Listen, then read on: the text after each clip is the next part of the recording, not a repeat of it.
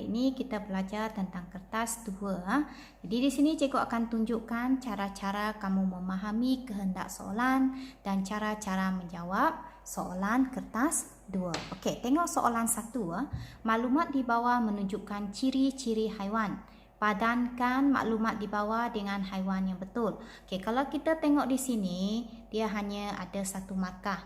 Jadi dia ada 3 jawapan. Kamu hanya perlu gariskan satu jawapan sahaja. Satu jawapan saja sebab dia minta satu markah sana. Jadi satu jawapan saja. Okey. Baca soalan tu dengan teliti. Apa-apa saja soalan yang dibagi, jangan lupa untuk membaca. Supaya kamu lebih memahami kehendak soalan. Okey, sekarang kita tengok soalan B. Haiwan X merupakan haiwan yang hidup dalam kumpulan. Okey, jadi antara haiwan berikut, yang manakah haiwan X, tandakan pada jawapan yang betul. Okey, jadi kita tengok di sana sama juga markah dia adalah satu markah. Jadi kamu pilih mana satu haiwan yang hidup berkumpulan. Maksudnya haiwan tu hidup beramai-ramai. Jadi kamu tikkan satu sahaja. Okey. Okey, untuk soalan B2, apakah kelebihan hidup dalam kumpulan? Okey, maksud soalan ini ialah apa kebaikannya haiwan itu hidup beramai-ramai. Jadi kamu ceritakan. Bagi jawapan kamu di ruang sini. Okey? Okey, soalan 1C kita baca. Ramalkan apakah akan berlaku sekiranya bilangan spesies haiwan berkurang secara mendadak. Okey, ramalkan bermaksud kamu buat jangkaan. Jangkaan apa akan berlaku sekiranya kumpulan spesies haiwan di bumi ini berkurang. Jadi, untuk jawab soalan ini, kamu boleh fokus kepada rantaian makanan. Jadi, ingat dalam rantai makanan, apa yang pertama dalam rantai makanan? Tentulah pengeluarkan.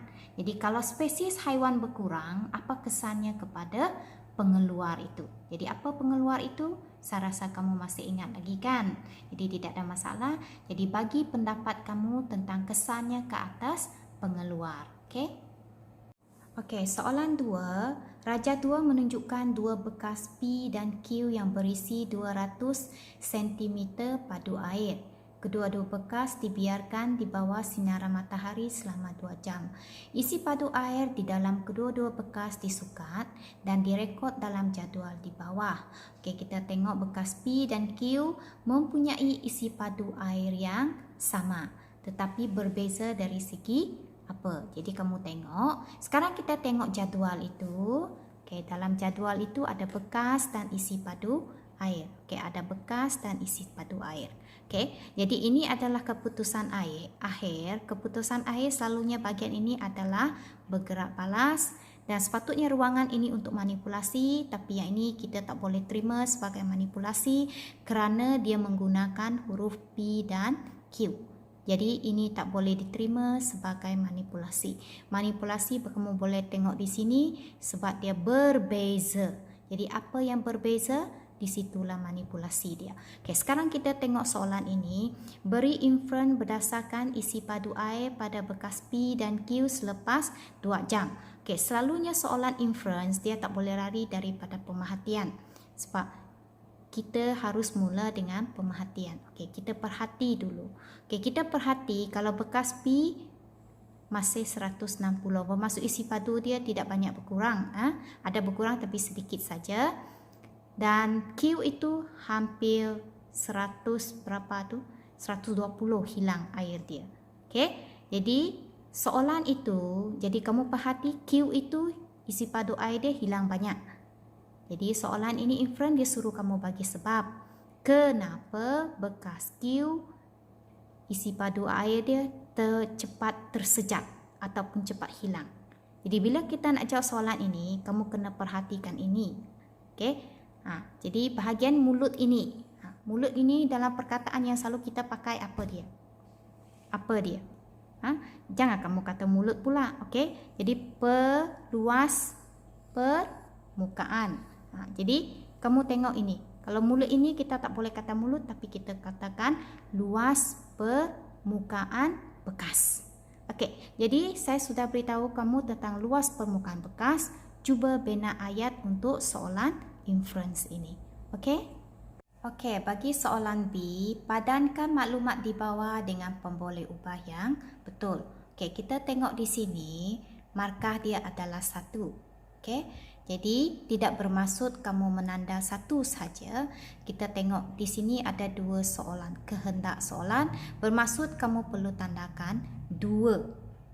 Jadi dia bagi markah 1 bermaksud dua-dua jawapan manipulasi dan gerak balas mesti betul. Okey, luas permukaan bekas. Jadi kamu sudah tengok gambar raja itu, luas permukaan bekas berbeza. Okey, kalau dia berbeza atau berubah, dia masuk di mana? Manipulasi, malar atau gerak balas. Kemudian keputusan akhir kamu sudah tahu adalah isi padu air selepas 2 jam sentimeter padu. Okey, yang ini memang kamu sudah tahu. Yang ini saya suruh kamu cari sama ada dia berada dalam malar ataupun manipulasi. Jadi kena ingat manipulasi bermaksud yang berubah. Okey? Kemudian kita tengok soalan C ya. Nyatakan satu hubungan antara apa yang diubah, pemboleh ubah dimanipulasi, dan apa yang diperhati pemboleh ubah bergerak balas. Okey, yang ini ada kaitan dengan apa yang kamu jawab di sini. Sebab itu mesti dua-dua betul. Kalau salah, sini kamu juga salah. Okey? Okey, contohnya untuk soalan hubungan, kita boleh gunakan semakin. Sebab soalan ini kalau kita tengok yang di depan sini, okey, dekat depan sini ya, soalan depan sini. Okey. Okey. Bahagian ini, kamu tengok bahagian ini, isi padu ini ada menunjukkan pola penurunan.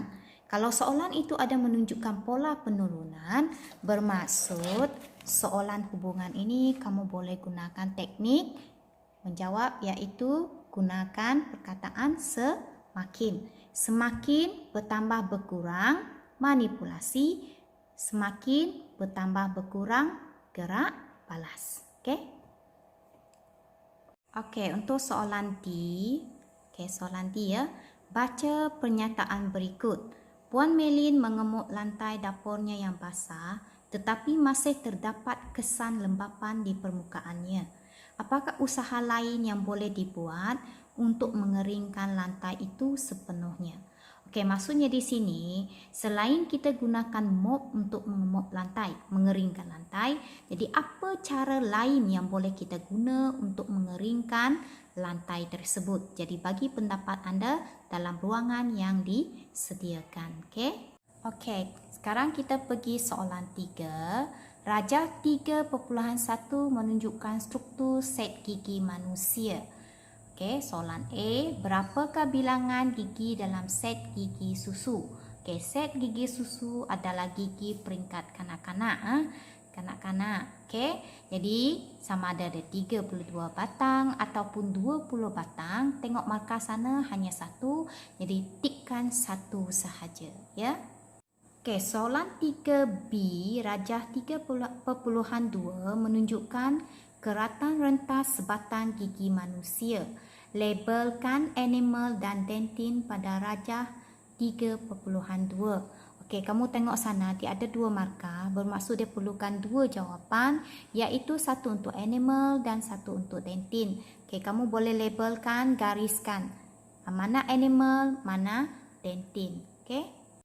Okey, kita lihat soalan 3C. Rajah 3.3 menunjukkan 2 struktur gigi haiwan. Apakah jenis makanan yang dimakan oleh haiwan yang mempunyai struktur gigi P dan struktur gigi Q? Okey, jadi untuk menjawab soalan ini, kamu kena ingat balik fungsi setiap gigi. Okey, kalau gigi di depan sini kita panggil gigi kacip. Gigi kacip fungsi dia ialah memotong makanan. Gigi taring yang tajam-tajam fungsi dia ialah menyiap makanan, terutama daging. Kemudian gigi geraham fungsi dia ialah mengisar makanan. Okey, jadi kamu tengok di sana P, kalau kamu tengok P apa struktur gigi dia ada di sana, jadi kamu nyatakan apa jenis makanan yang dia makan. Sama ada tumbuhan ataupun haiwan ataupun tumbuhan dan haiwan. Okey. Jadi kamu tengok juga struktur gigi Q, apa pemakanan bagi haiwan ini. Okey. Kemudian kita tengok beri inference kamu tentang haiwan yang mempunyai struktur gigi Q. Okey, sekarang kamu tengok Q. Okey, Q tadi kamu sudah nyatakan apa jenis makanan yang dia makan, betul tak? Okey, jadi kamu sudah nyatakan jenis makanan yang dimakan dan soalan 2 ini dia suruh kamu bagi sebab kenapa haiwan Q itu boleh makan makanan yang kamu nyatakan. Okey, jadi sini kamu kena nyata. Soalan ini dia menghendaki kamu terangkan tentang apa yang kamu perhatikan pada gambar raja gigi Q itu. Dan jadi terangkan di sini. Sebab itu dia boleh makan makanan yang kamu nyatakan kerana dia ada memiliki ini. Jadi apa yang dimiliki di sini? Sebutkan di sini. Okey? Okey, kita tengok soalan 4. Jadual 4 menunjukkan satu hasil penyiasatan yang dijalankan oleh murid tahun 5 amanah. Okey, jadi kita tengok di sini soalan dia berdasarkan jadual 4, bahan manakah bersifat asid? Okey, seperti mana yang pernah cikgu beritahu, kalau bahan asid kita gunakan kertas litmus warna biru. Biru digunakan untuk menguji asid. Dan yang warna merah digunakan untuk menguji alkali. Kalau warna biru itu, kertas litmus biru itu berubah menjadi merah, bermaksud bahan itu bersifat asid. Kalau yang warna merah berubah menjadi biru, bermaksud bahan itu bersifat alkali. Jadi kamu sudah tahu konsep itu kan? Jadi tengok soalan A itu, dia suruh kamu cari bahan yang bersifat asid. Jadi bila kamu tengok sini, tengok yang ada perubahan biru ke merah, itulah asid bahan itu dan tuliskan di ruangan ini. Okey. Okey, soalan B, berdasarkan keputusan penyiasatan di jadual 4, lengkapkan jadual di bawah mengikut sifat kimia bahan. Jadi kalau kamu tengok di sini, asid, alkali dan neutral, ketiga-tiga bahan ini sudah dikenali sebagai sifat kimia bahan. Okey, jadi kalau kamu tengok sana ada 2 markah, bermaksud ada 2 kekosongan. Yang ini kamu perlu cari jawapan sendiri. Kalau kamu tengok asid dia sudah lengkap 2, alkali, sempu. Okey, cari selain daripada sempu, apa lagi bahan yang bersifat alkali. Okey, neutral, minyak masak sudah diberi. Jadi kamu sudah tahu neutral ini dia mempunyai rasa masin, manis dan tawar. Jadi cari apa bahan yang cikgu sebutkan berdasarkan sifat dia, rasa dia tadi dan tuliskan di sini satu saja cukup. Okey? Okey, soalan 4C. Mengapakah kertas litmus merah tidak berubah warna apabila dicelup ke dalam larutan garam? Okey, jadi kamu kena fikir seperti mana yang cikgu baru bagi tahu tadi tentang sifat kimia bahan yang saya sebut Nanti kalau saya sebut kamu tahu kan. Okey. Jadi kenapa kertas litmus merah tidak berubah bila dimasukkan dalam larutan garam? Okey, soalan D. Puan Ana ingin memasak ikan masak masa manis. Dia mendapati bahan masakan iaitu cuka telah kehabisan. Cadangkan satu bahan lain yang sesuai untuk menggantikan cuka. Okey, kita tahu cuka itu bersifat masam. Bersifat asid. Jadi kamu cuba cari bahan yang bersifat masam, yang mempunyai rasa masam untuk menggantikan cuka. Jadi tuliskan di sana, markah pun satu sahaja. Okey, jadi cikgu rasa 4 sahaja soalan yang cikgu bagi pada hari ini.